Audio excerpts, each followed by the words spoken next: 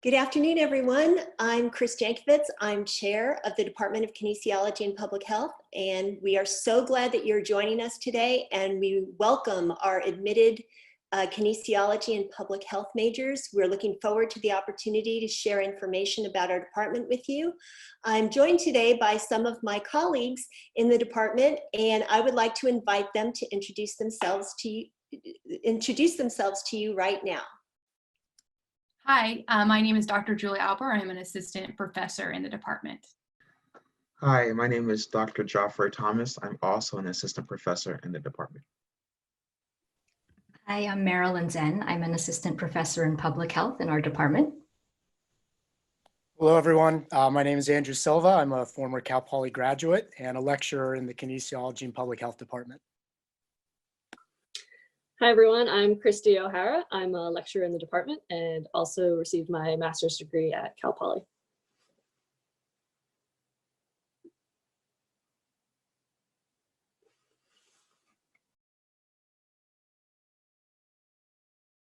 I'm Bob Clark. I'm a professor here in the Department of Kinesiology and Public Health. Hello, everyone. I'm Nikki Watson. I am currently a fourth-year kinesiology major with a concentration in exercise science.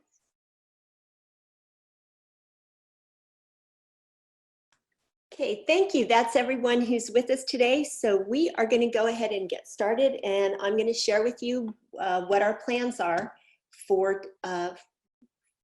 this afternoon. So first off, our plan for the day is to share some information with an overview of the Kinesiology and Public Health Department. We'll share information about our degree programs, learn by doing, undergraduate research opportunities, and of course, our commitment to student success. The Q&A function is open for you to send us questions. We will only have a short time together, and we will answer as many of your questions as we can. While you can send us questions in the Q&A function, we encourage you to listen to our presentation as it will provide many answers. Our presentation might also stimulate new questions that you hadn't thought of asking yet. When we are coming to the end of our planned presentation, we will remind you to start sending in your questions. Our plan today is to have at least 20 minutes for Q&A. So let's go ahead and get started. First off, we want to start with what our mission is and all the things. It's a really good starting place to share who we are and what we value. In all we do through excellence in teaching, research, and service, we aspire to promote physical activity and health for all. We have amazing faculty who strive for excellence in the classroom, their research programs that include undergraduate students, and service to the profession, campus, and the community. Many of you have been accepted to other outstanding universities. We hope that you will value those things that make Cal Poly special. Another factor we would like you to consider for those of you accepted to some of the UC campuses, none of the other universities of California offer a degree in kinesiology. Many of the other California state universities do, but none of the UCs do. If you want to study kinesiology, we hope you'll choose to study at Cal Poly. Only one of the UCs offer a BS degree in public health, but you can only apply after your second year and you might not be selected. If you want to study public health, we hope you'll choose to study at Cal Poly. We take pride in our small class sizes taught by professors, our lab-based curriculum, and our robust undergraduate research program. The KPH department also houses the Center for Health Research, which is an obesity and disease prevention research center, and our faculty include students in those research endeavors. Currently, the Center for Health Research holds in excess of $20 million in funding from the National Institutes of Health, the Department of Justice, the American Diabetes Association, and Weight Watchers International, with many other funding proposals pending in the pipeline.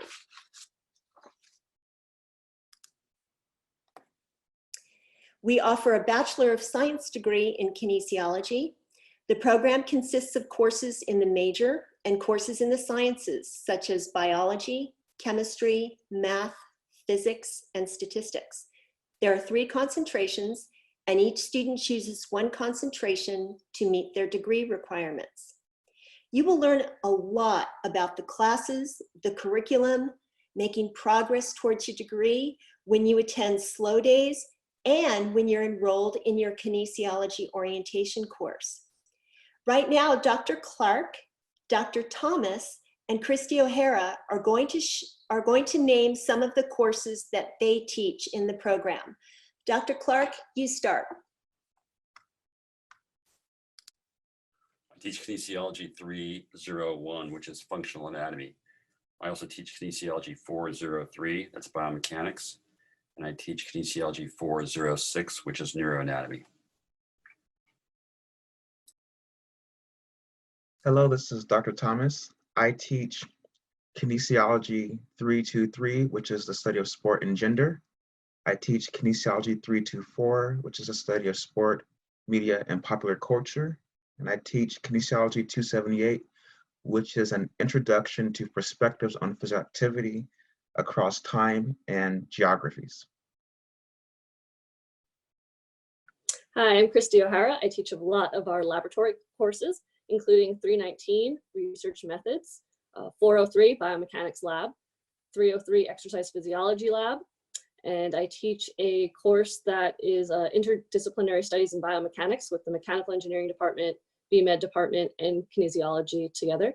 I'm also our iCycle coordinator, which you'll hear a little bit more about in a bit. And I teach a lot of activity classes as well, including group fitness, basketball, weight training, swimming, and fitness walking as well. Thank you. Okay, we also offer a degree, a Bachelor of Science degree in Public Health. And it's one of the newest majors on the Cal Poly campus. We launched this program in the fall of 2018, admitting our first freshman cohort, and we accepted transfer students for the first time in fall of 2019.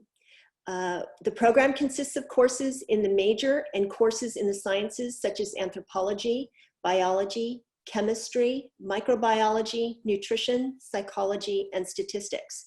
There are 4 concentrations, and each student chooses one concentration to meet their degree requirements. You will learn a lot more about the classes, the curriculum, during slow days and during your public health orientation course. Dr. Alber and Dr. Singh are going to name some of the courses that they teach in the program. Hi everyone, this is Dr. Alber. I teach several of the classes at the 200, 300, and 400 level, so you'll see me quite a bit. I teach the 265 Introduction to Community and Public Health, which is for the public health majors and the kinesiology majors on the health promotion track. I teach Health 334, which is our health behavior theory class. I teach our 255 Multicultural Health class, which is a general ed class. I also teach the Worksite Wellness and University health promotion programs. And I teach Health 402, which is our research methods in public health. Hello, this is Dr. Zhen, and I teach 298, which is the basic epidemiology class. I teach a laboratory section of 299, which is the more advanced epidemiology class. And I teach 405, which is an upper division class that appropriately is about stress and chronic disease.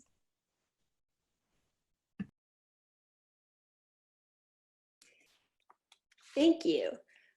Okay, so one of the things that we're very proud about, and one of the things that many students wonder about, is what are their classes going to look like when they take them? And what does Learn by Doing look like when it happens? So Christy O'Hara is going to tell you what's going on right now in this picture of the Human Performance Laboratory.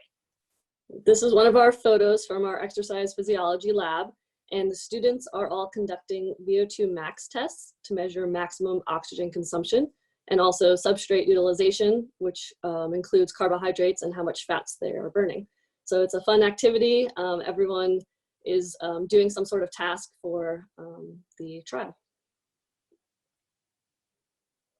And how about in the biomechanics lab, Christy? Yeah, so we have several spaces accessible for biomechanics research. On the bottom left, that's the human motion biomechanics lab that we share with mechanical engineering and biomedical engineering. And it is a 3D motion analysis lab. We have 12 cameras to record 3D motion capture. And those students were working on a cycling study looking at crank length on a bicycle. The top left, those are poster presentations from our 409 biomechanics class. They all did some sort of research project that involved 3D motion capture and kinematics and kinetics. And the picture on the right is another cycling study that we did research on as well. Thank you. Another Learn by Doing opportunity that we have is through use of the mobile health unit, which is a combination of providing service to the community, but also research. And Dr. Singh is going to tell you a little bit more about the work that's being done with the mobile health unit.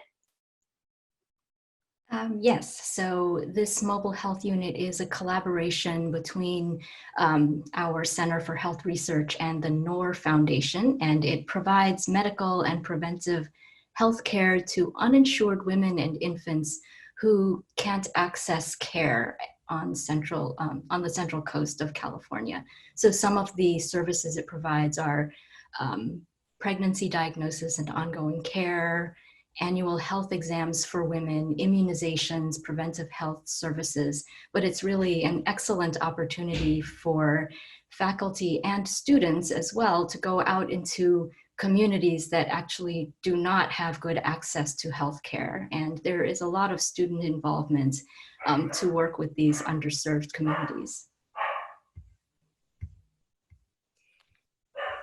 Thank you.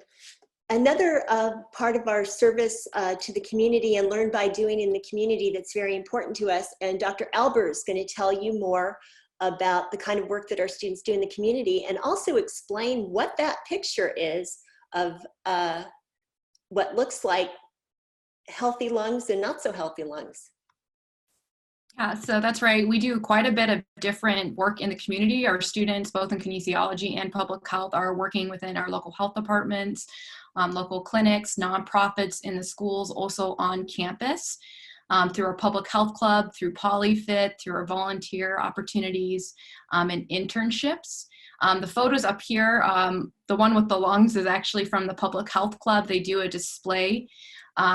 That is actually a healthy lung on the left, and on the right is a lung that has been exposed to 20 years of smoking. It is actually a pig's lung, and if we had a nice little video, it would show that it extends a little bit more because it's lost some of its elasticity over time for being exposed to smoking. So that's an example. The Public Health Club has partnered with like the tobacco control program, injury prevention, behavioral health to do presentations like this on campus and also within the community. A lot of our students also do work with schools. For example, with the community wellness program at the health department, they actually go and do nutrition education within the K through 12 schools. On campus, which I think Nikki will talk more about, there are also a lot of other opportunities where you are engaging with the community through our peer education team on campus. You're able to do health education to large presentations, also consultations in mental health, sexual health, physical activity, nutrition, substance abuse.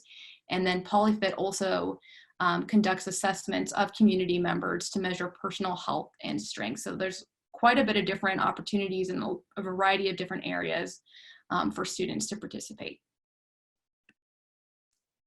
Thank you. Another part of Learn by Doing really includes one of our values, and that is to improve health outcomes through inclusion and equity.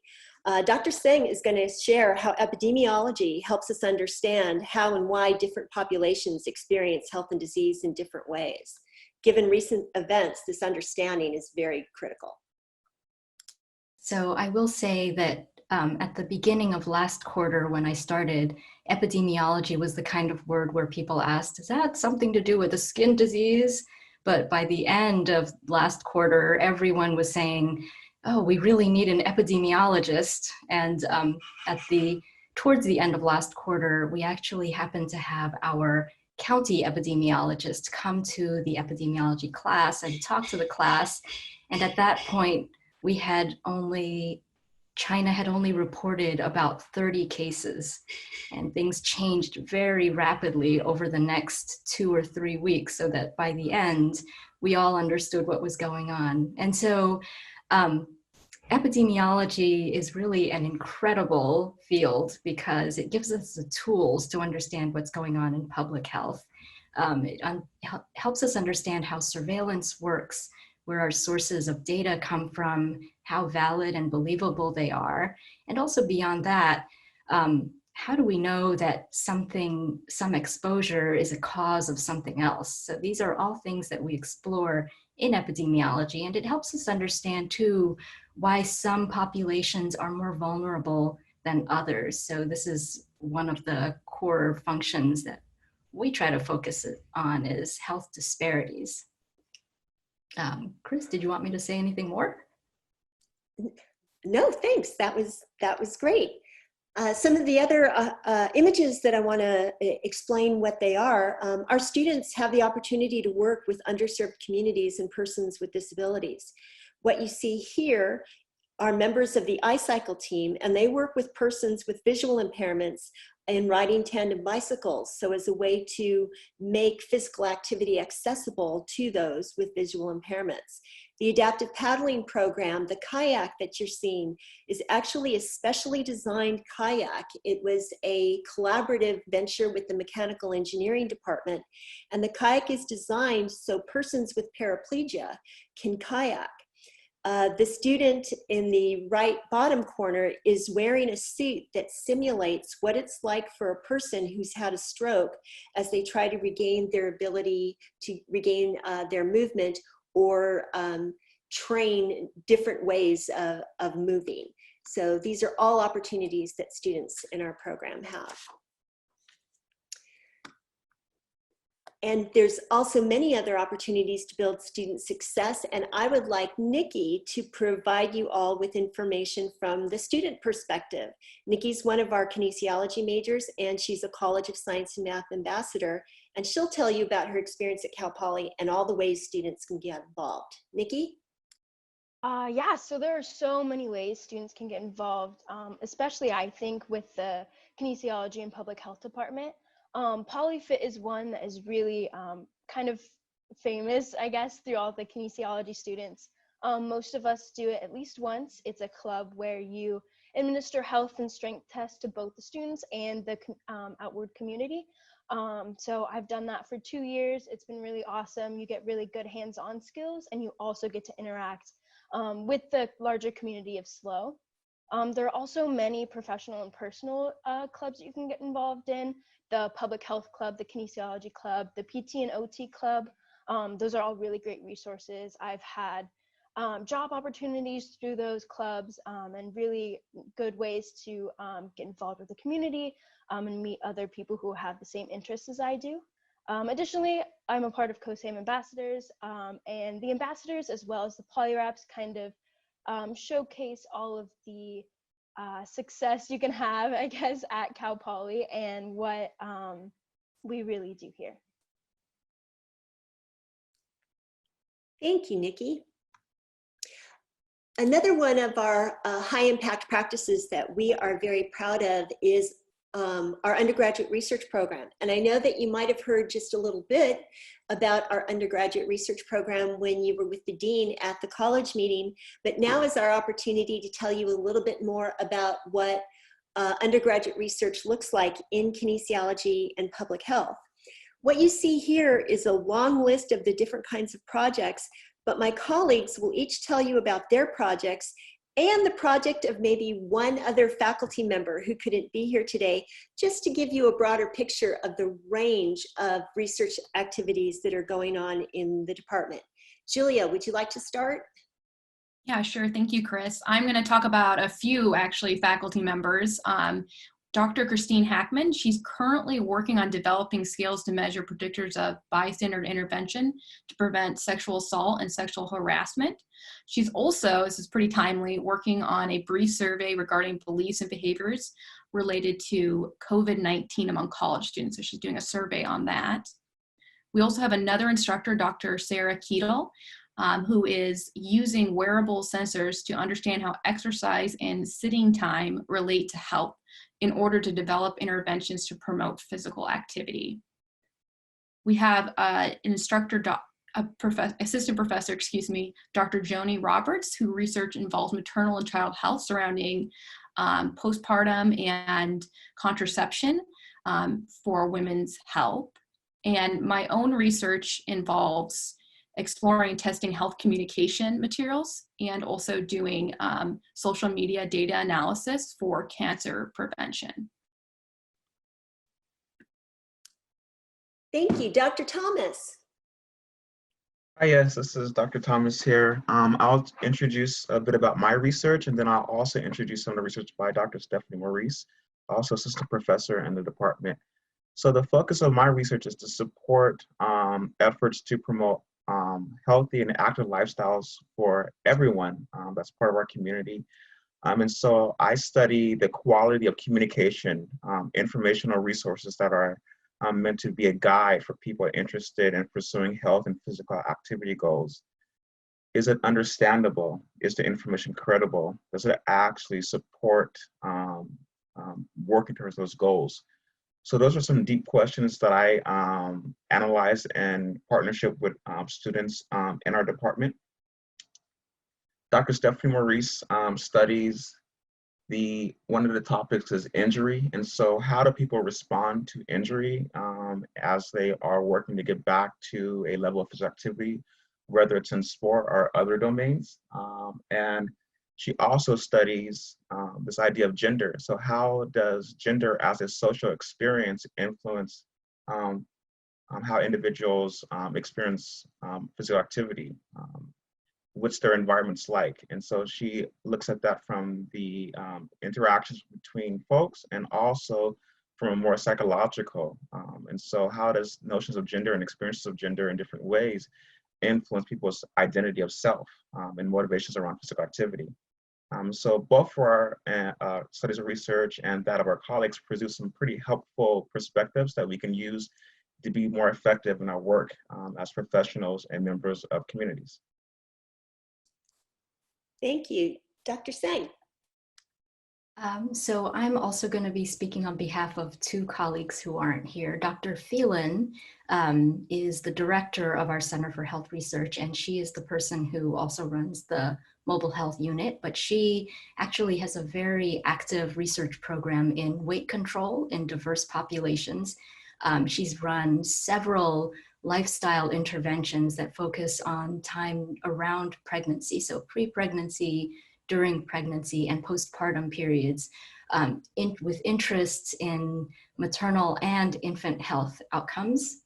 And she has a study with Weight Watchers right now to look at the predictors of successful weight control over the long term. So really fascinating stuff. Dr. Allison Ventura also couldn't be here, but she does work on parent-child interactions during early childhood. Her work is a lot on responsive feeding practices and styles. So looking at breastfeeding, bottle feeding, early solid food feeding interactions between the mother and the infant. And I do work in Chinese immigrant populations, a couple of studies in Philadelphia looking at predictors of chronic disease like diabetes and metabolic syndrome, and looking at whether immigrants living in certain neighborhoods like Chinatowns are at higher risk for these diseases or not. And I also do work in public health nutrition. My specific interest right now is ultra-processed foods, so things like Twinkies and Doritos. Thank you. And Christy, would you like to tell us about your work and the work of some others? Yes, so a lot of my research focuses on biomechanics and exercise physiology, and I collaborate a lot with Dr. Clark, Dr. Hagobian, and Dr. Griever on several research projects. A lot of my research is on the sports science side of things, and I look at joint kinematics and kinetics and how to prevent osteoarthritis of the knee and the hip. And some of my sports science research with cycling, I looked at the performance of oval chain rings and different length cranks on a bicycle and how that affects the knee and the hip as well.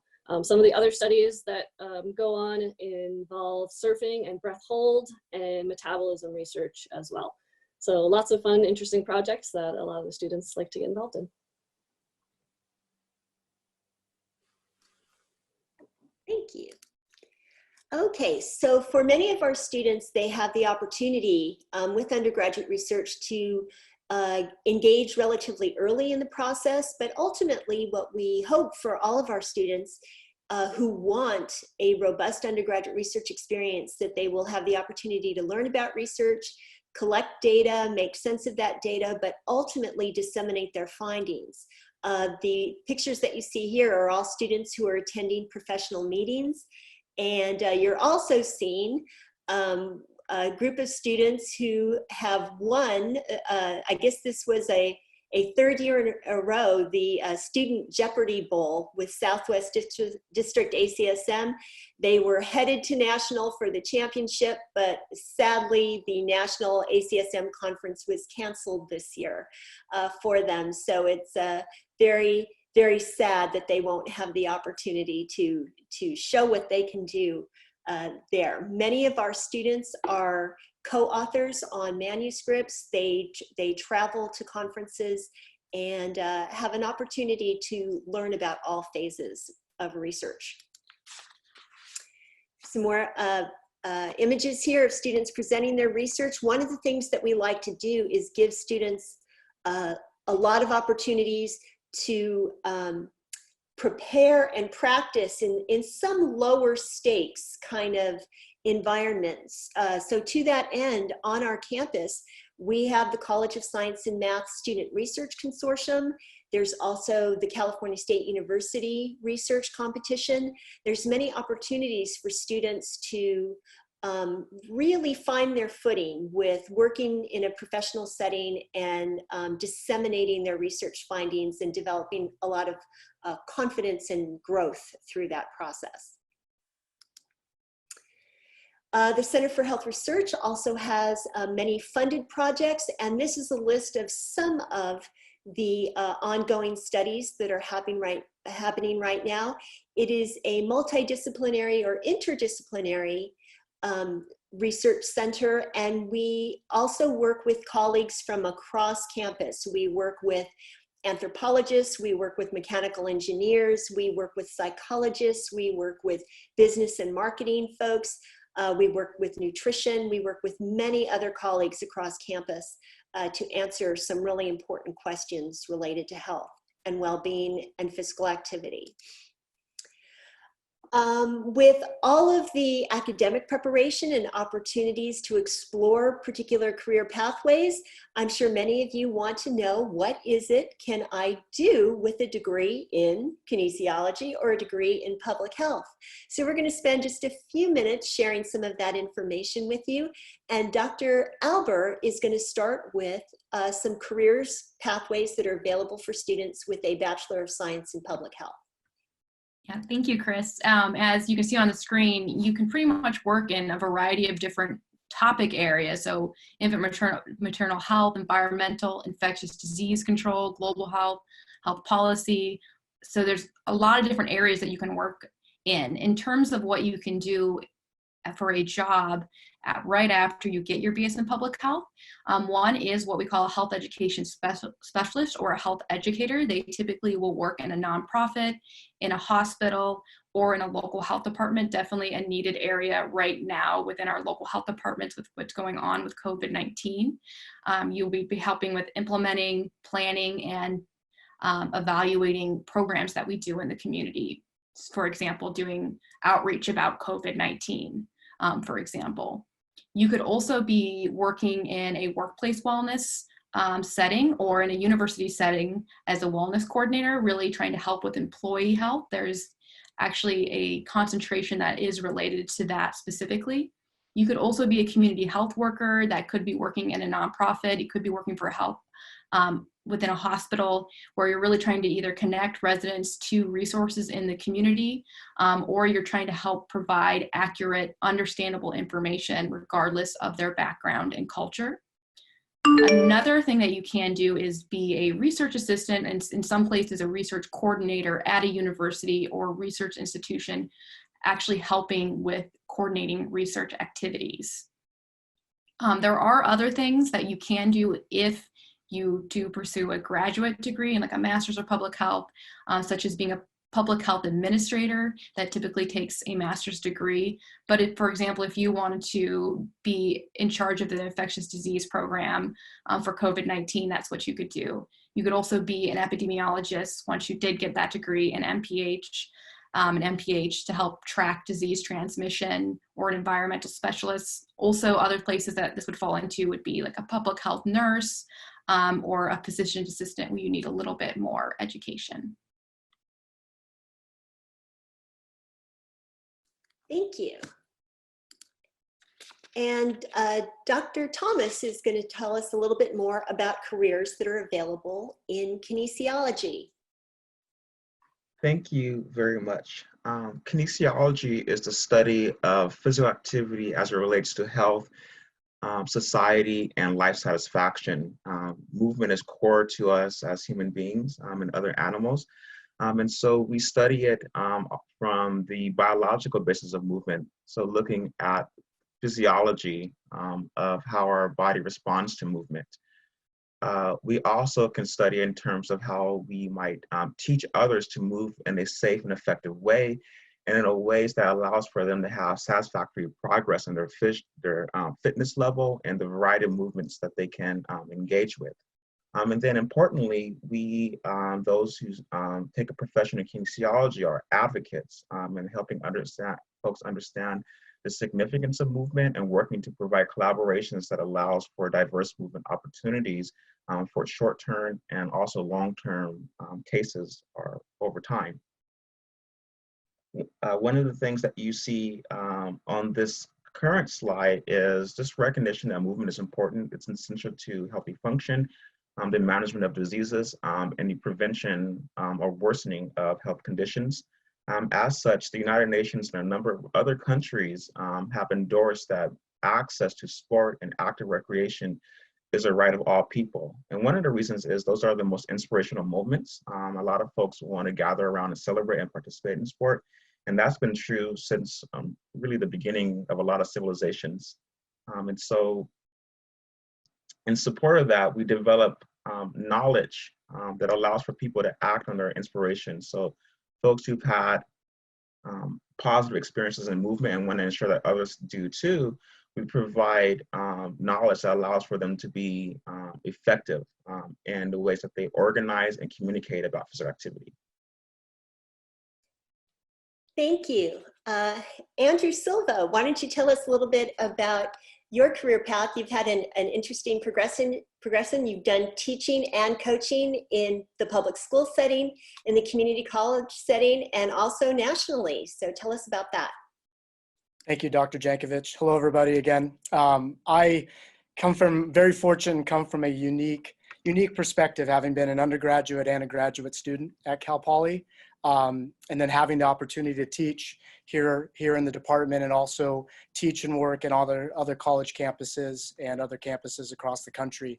The excitement that comes with teaching kinesiology and health and public health is that it's such an applicable discipline. The information is so applicable to your students' everyday life, and it's information that stays with them long after the semester or the quarter is over. So having the opportunity to make those connections with students and present that material in a way that's valuable and important for them long term is extremely rewarding. Academically, teaching wise, there's really three main directions you can go, and I've been very fortunate to have had the opportunity to pursue all three. Public high school and public school K through 12 teaching, it does require moving on to getting your teaching credential after your undergraduate degree is completed.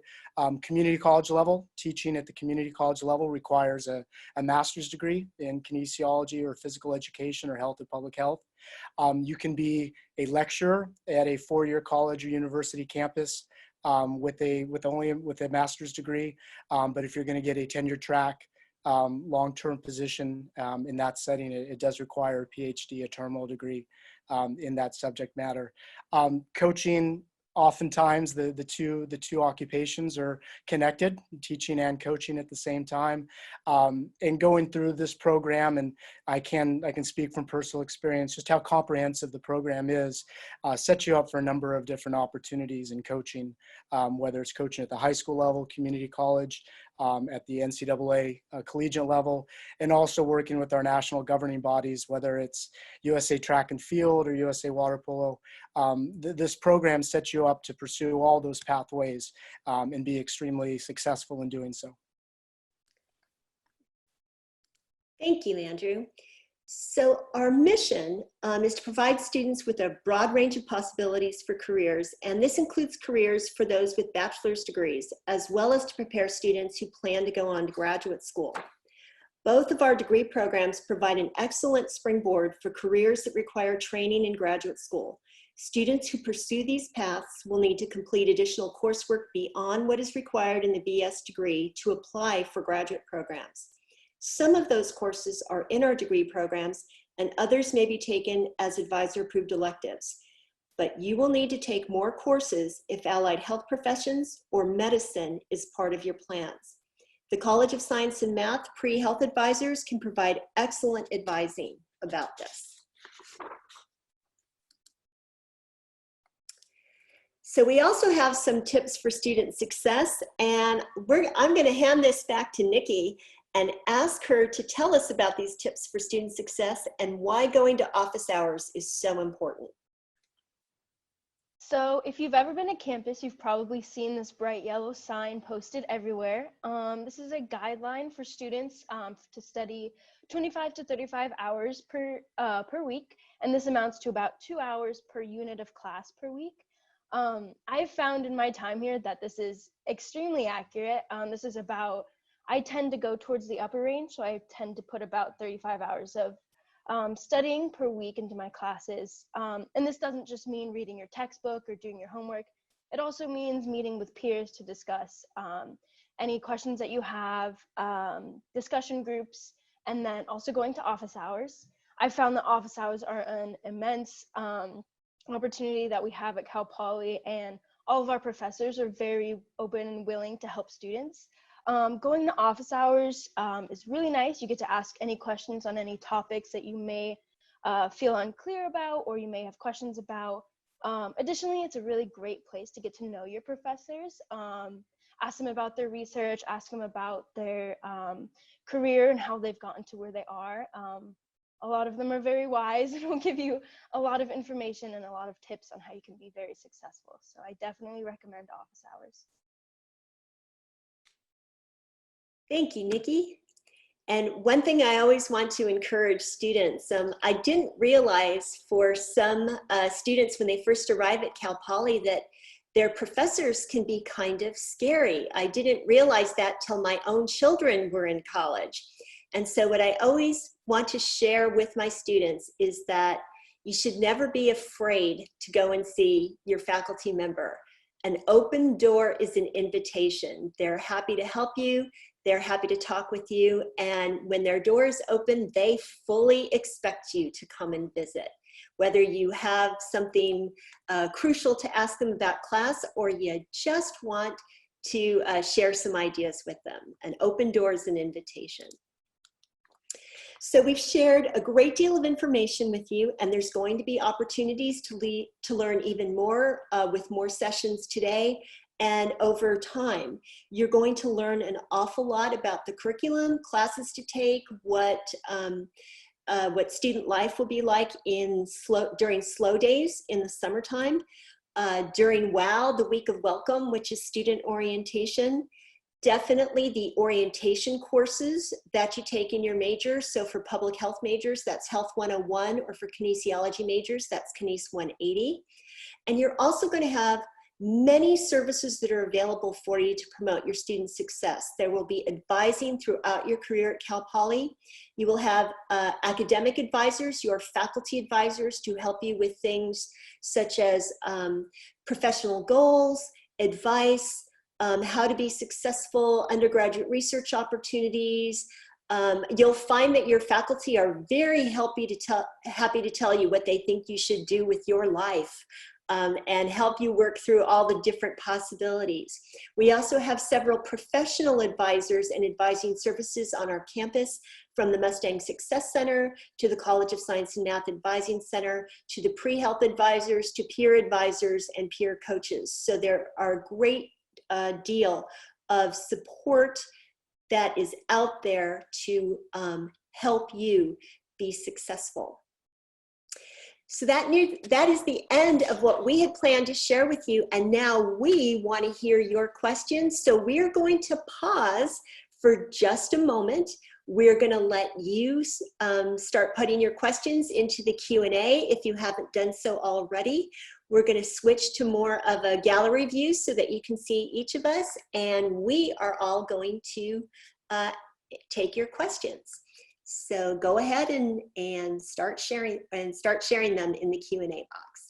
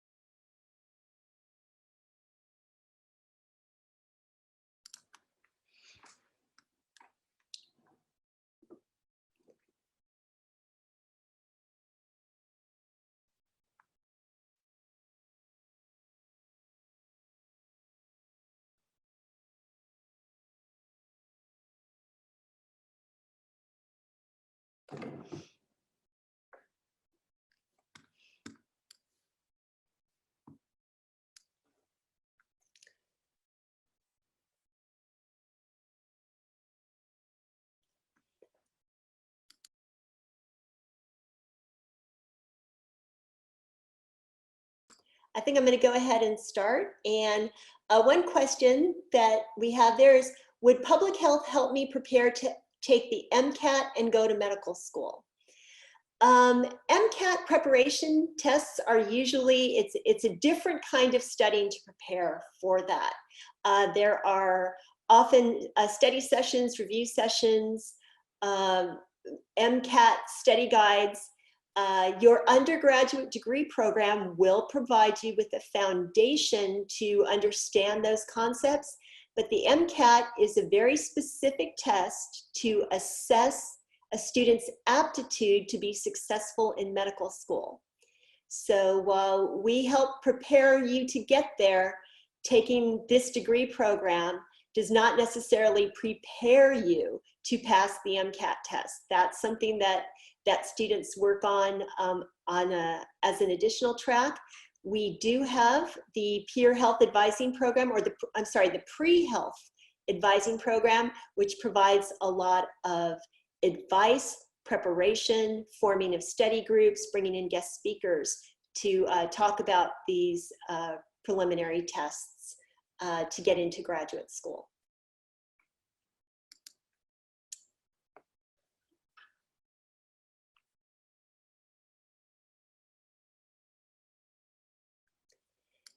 I think a real quick question here, is it possible for a student to get a degree in public health and get a minor in kinesiology? The answer to that question is yes. We have a minor in exercise and sports studies that's available to any major at Cal Poly, with the exception of kinesiology majors. So yes, there is that possibility. Let's see.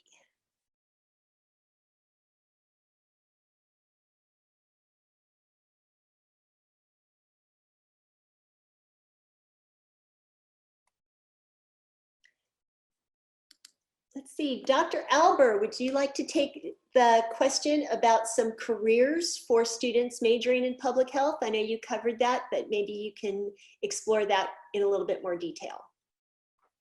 Yeah, there's a lot of different career paths depending on if you're going directly from your BS in public health, or if you're planning to go on for continuing education. I actually have a degree and a BS in community health, which is pretty similar.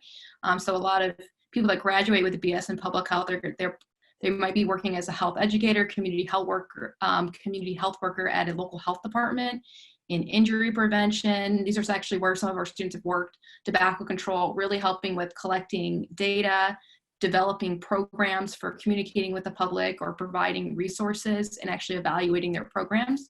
So health educators, community health workers are a huge part, and they are in demand.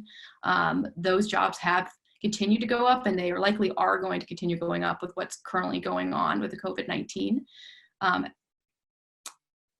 Also, there are also community health workers that work in hospitals. If you take Health 255 Multicultural Health with me, I do have someone that comes in who was trained at the BS level as a community health worker. She actually works with one of our clinics, helping basically as more of a patient navigator to help connect individuals that English is their second language or there is some kind of barrier to help them with resources in the community and to actually engage with their doctors. You could also be working in as an employee wellness coordinator. We do have a lot from kinesiology who have actually went in and done this, where you're going in and you're either working in human resources or you're in a separate part, maybe here at Cal Poly would actually be campus health and wellness, where you're helping to actually develop employee wellness programs, evaluate those, implement those. So those are a lot of the undergraduate. Of course, there's other things like epidemiologists, environmental specialists. We have public health nurses are the largest number of public health workers working at local health departments, but those do require some additional training, but this can provide a foundation to go to that. Thank you. And Nikki actually had something she wanted to contribute to the last question about pre-med, because Nikki is planning to go to medical school. Yeah, so I'm currently a fourth year. I will be applying to medical school next year. And I have numerous friends in many different majors: kinesiology, public health, biology, biochemistry, and even some history majors that want to go to either PA, med school, or PT school. So there are definitely many different routes you can take. It is just a matter of taking the prerequisite courses, which I've found in kinesiology. I can do fairly easy with my course load from the kinesiology major. A lot of the pre-health prerequisites do tend to, there are some in our kinesiology support classes that cover some of those. And I've found that kinesiology really does prepare you well for taking those other classes in accordance with your major classes. So there's definitely a lot of routes that you can take if you are looking to go into pre-med, PA, any of those routes. It doesn't just have to be these traditional routes such as biology or biochemistry. Thanks, Nikki. Let's see. I think there's a question about additional coursework for students who are considering allied health professions. It depends on which allied health profession it is. For example, medical school, requires 3 years of biology, 2 years of chemistry, a year of physics. So, all of those are classes that need to be taken in addition. And, I might be misspeaking here, but if a student already knows that they want to go to medical school, the most direct route to get all the prerequisites without having to take additional coursework is the biological sciences degree. Everything that you need to get into medical school is part of the biological science degree. What many students prefer, though, is to actually learn about human beings. And so they might have to take a few more science classes, but they really get that opportunity to work with human beings. And kinesiology majors leave for their medical education with a very strong foundation in using physical activity and exercise as a tool to prevent disease, but also as a tool to restore health and to treat disease. Public health majors leave for their medical educations with a very strong background in prevention, which is something they don't really teach very much in medical education. They don't teach how to keep people healthy, and in public health, that's one of the things we focus heavily on. The other thing is that public health majors leave or enter their medical education with a very strong foundation in the social determinants of health? Why is it that people who live in this part of the state have a lower life expectancy than people who live in this part of the state? Why is it that people in this area have access to healthier food sources than people who live in this area? Why is it when everyone is under stress that there are certain populations that are more deleteriously affected by those stress levels? So those are all the kinds of things that our students head into their medical educations with, which in our opinion makes them more effective medical and health professionals on that. So it depends on what the prerequisites are for the certain allied health profession.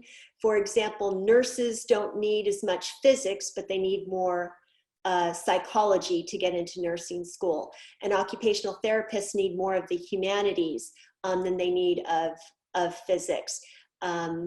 So there's a variety of different things. It depends on what your path is, but we have excellent advising through the pre-health program to provide students with the information they need to make the best decisions.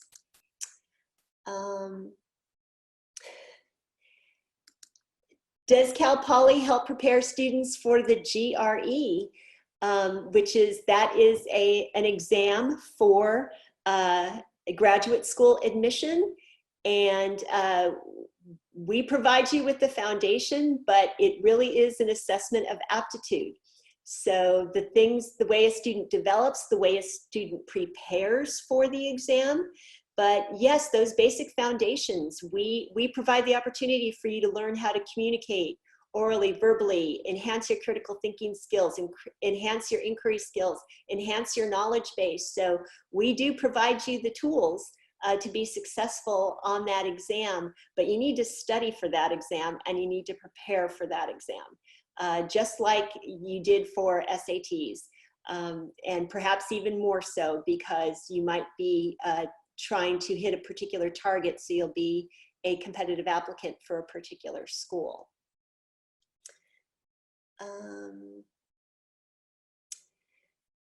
This next question is great, and everyone can chime in here because the question is, could each of the faculty members go over what they find most interesting in their own respective fields? So Dr. Clark, you want to start first? Sure. The thing that's most fascinating to me about biomechanics is that people often take for granted that they are living in an environment that is constrained by natural physical laws of the environment.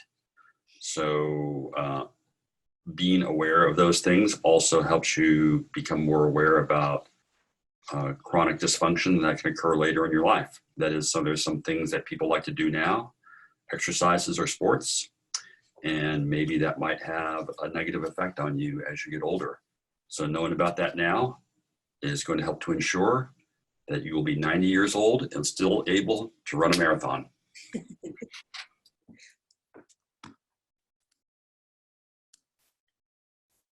Dr. Sen? So I think I've always been interested in why populations have different rates of health. And I think it's partly because I'm from in a Chinese immigrant family. And so I always saw that there were differences. And that's really what's driven my research, is understanding these differences. And what I've found fascinating is a lot of the things that we study actually apply to everyone. I mean, there's no reason to think that living in a certain type of neighborhood would only be relevant to immigrant communities. It's actually relevant to everyone. And that's one of the things that I found is most fascinating. Dr. Albert? Well, being my research in health communication, definitely understanding the spread of information and the impact that it can have on health behaviors is something I'm very interested in. A lot of, if you come to our program, you'll definitely learn about this, how you write a message, who actually delivers it, how it's delivered really impacts how it's interpreted, and that information that is put out can make quite a big impact on what people actually choose to do, which is very relevant to times right now. Mr. Silva? It's a great question. I think for the teaching side of things, it's the opportunity the relationships you make with students, teaching this subject matter, teaching this material and curriculum. And again, kind of going back to my earlier talk, the impact that you can make on, in a positive way on individuals with the material and the information that you're sharing with them. It's, all due respect to other majors and other disciplines and whatnot, but getting to teach health science, public health, kinesiology, material to individuals, it's very, very impactful information that they can take with them, and to see that positive impact made and people's lives changed for the better, it's incredibly rewarding. Dr. Thomas? Thank you. I'm really interested in how do we take what we learn and put it into practice. So a product, a service, an interaction that we're trying to have with others to be a positive influence in their lives or to improve the community that we live in. And so that's really I'm interested in that, and that comes back to how do we learn to be more effective, ensuring that everyone has an opportunity to have a healthy and active lifestyle. And so one of the things I study is how informative and useful is information that we present, whether it's verbally or is through a print resource or an online tool. Is it credible? Is it actionable?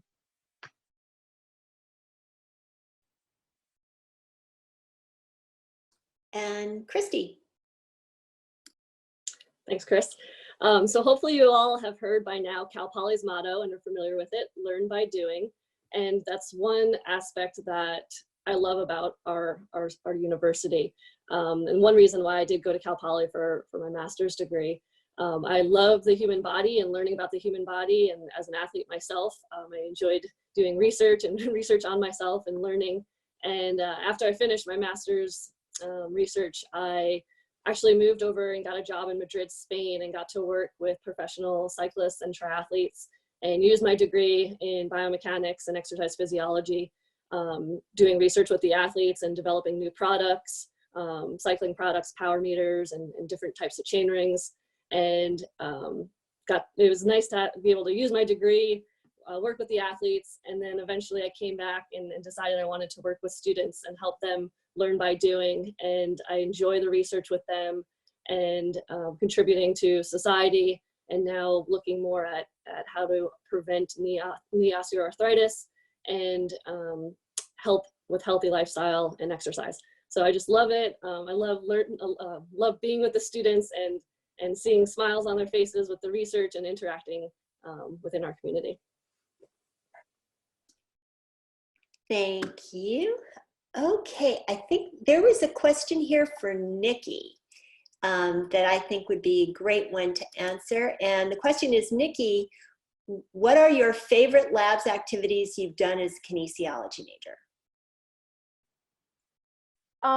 So I really love kinesiology, as Dr. O'Hara was saying. There's definitely like a learn by doing aspect to all of our labs. I think my favorite would have to be my exercise physiology labs, where we do learn like VO2 max testing. We learn a lot of very specific tests on how to do it, and it's really, really cool to be able to be the person that is actually running the VO2 max test and doing all of these kind of testing procedures. But I would say, I have just so much fun in all of my labs, which is kind of really funny to say, but I've just loved, like, it's so hands-on. We really are doing like applicable things. We do our own jumping tests to figure out power output and cycling tests and stuff like that. So I really love our labs as a whole, but I would say learning how to do the tests was really my favorite.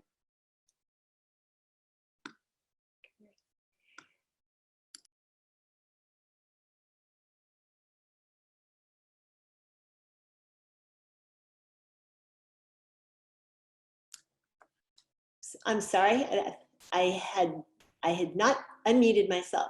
Just wanted to say I think that was a really good way to finish, because I think hearing that student perspective is actually what is so important, and what really is what many of you who are trying to decide whether or not to choose Cal Poly. We hope you do. We think we provide a unique experience. We have excellent faculty. We have the opportunities for smaller class sizes, for working directly with faculty. San Luis Obispo is a wonderful community, and I came here as an undergraduate. I went to other institutions to get my graduate degree, and one of the best moments of my life was when I was offered the position, and I got to make my professional contribution here at Cal Poly. It has been the joy of my life. My students have enriched my life beyond measure, and I really look forward to meeting many of you in person, and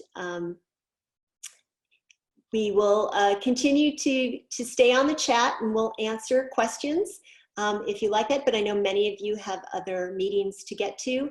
And if you have additional questions, please feel free to email us. You can find all our email contact information on the website at kinesiology@calpoly.edu. And we hope you've enjoyed your time with us. So we all want to say goodbye and thank you for joining us. And have a great afternoon. And again, we hope you choose Cal Poly.